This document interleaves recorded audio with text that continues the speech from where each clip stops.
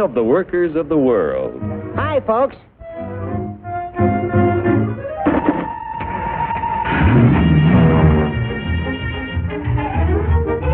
Joe's the king because he can buy more with his wages than any other worker on the globe.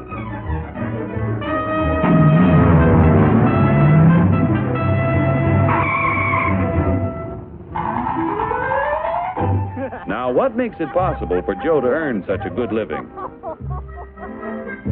He's no smarter than workers in other countries. Are you kidding? He's no stronger than workers in other lands. Oh, yeah? Well, just watch me.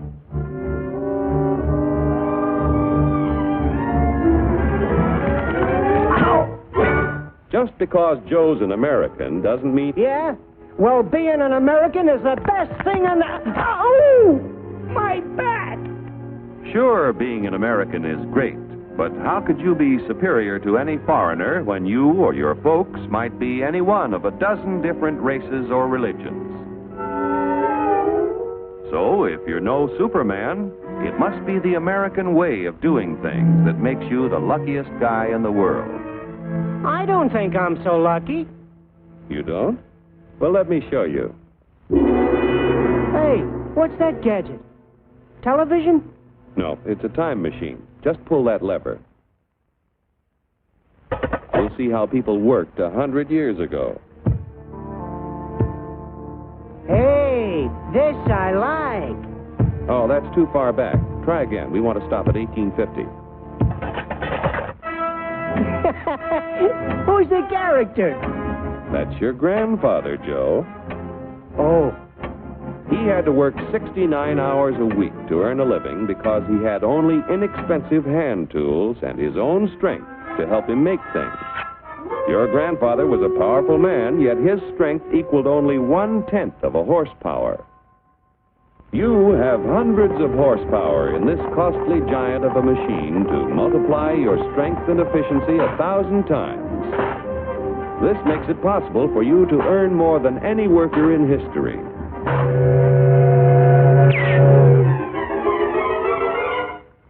And still have leisure time each day to enjoy life. So I'm lucky. But what about the rich guy who does nothing while I do the work? True, there are rich people who contribute nothing.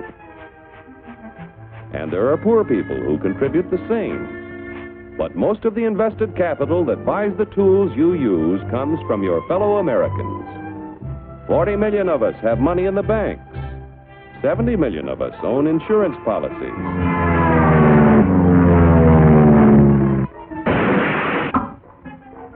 Over 15 million of us invest savings in corporation stocks and bonds, which help to finance industry. Each year, the people of America invest billions of dollars to create new plants and equipment. This invested capital buys the tools which make a man's labor worth more because he produces more.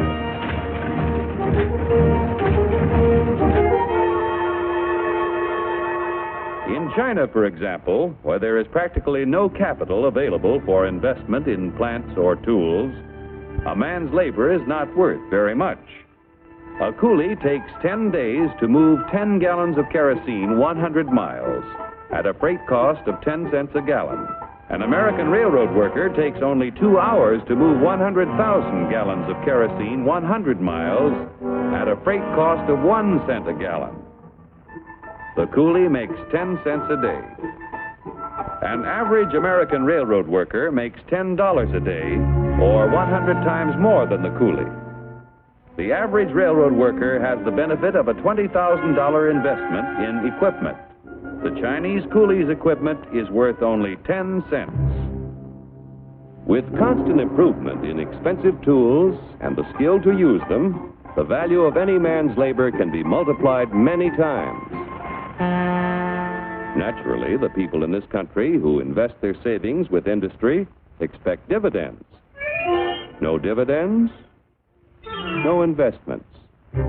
Without new capital each year to finance new plants, tools, and equipment, labor and management would soon find themselves in pretty bad shape. Yeah, without capital to buy new tools, I might not do so good. But look what a new invention did to my grandpa. For 25 years, he knocks his brains out in the wagon works. Then along comes the gas buggy. Need I tell you what happened to Grandpop?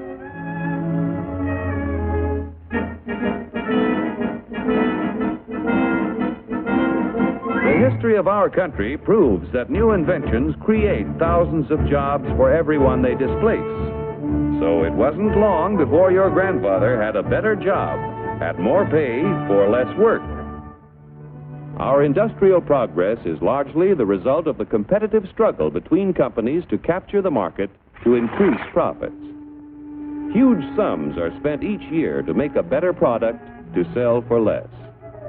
Yet, regardless of how much money is spent to develop a new idea, there is often failure.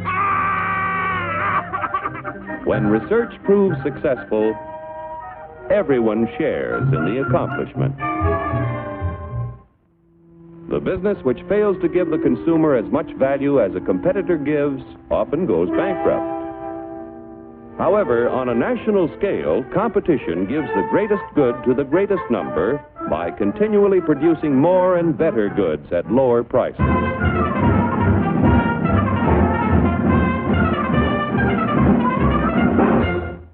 The American way of doing things makes it possible for more people to own their own homes.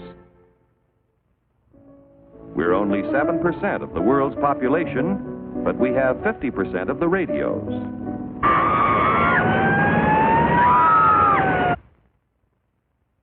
We have 54% of the world's telephones.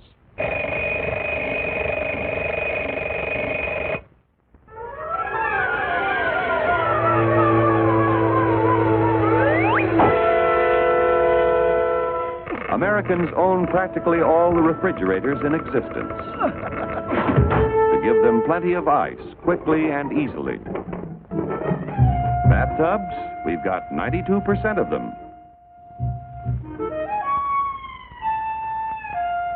Most of us have the leisure time to enjoy the peace and quiet of the beautiful countryside as we drive about in 72% of the world's automobiles. Don't just turn at the last corner. You don't even see me. I want to get candy bar.